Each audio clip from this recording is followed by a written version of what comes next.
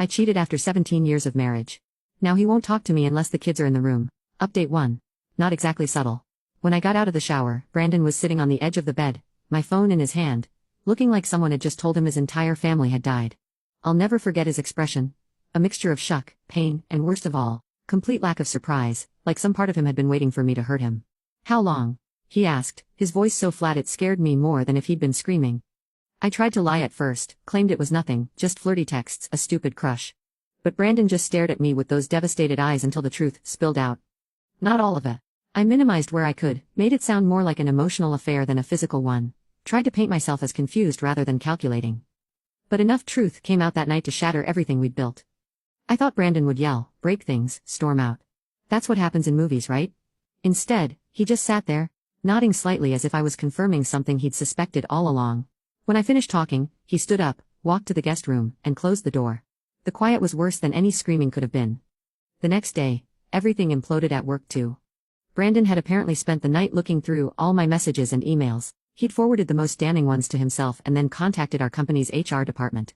By noon, both Eric and I had been called in and fired for violating the company's policy on workplace relationships. Eric wouldn't even look at me as we cleared out our desks, suddenly strangers again. That night, I tried to talk to Brandon, cried, begged, promised it would never happen again.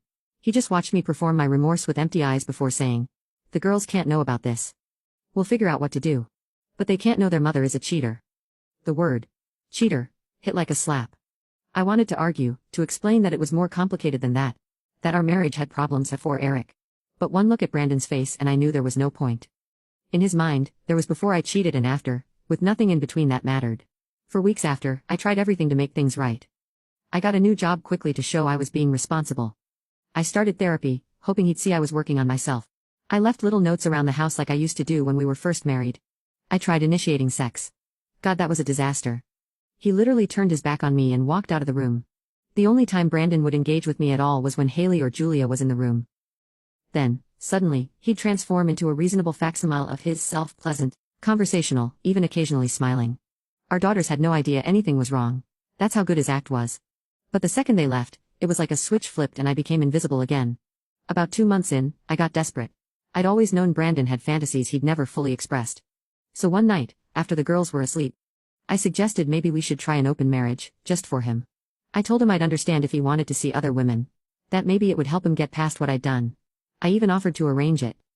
God, I cringe remembering this, but I actually suggested I could find women for him, that maybe we could even try a threesome if that would make him happy. I thought I was being generous, offering him the same freedom I'd taken. Instead, he looked at me with pure disgust.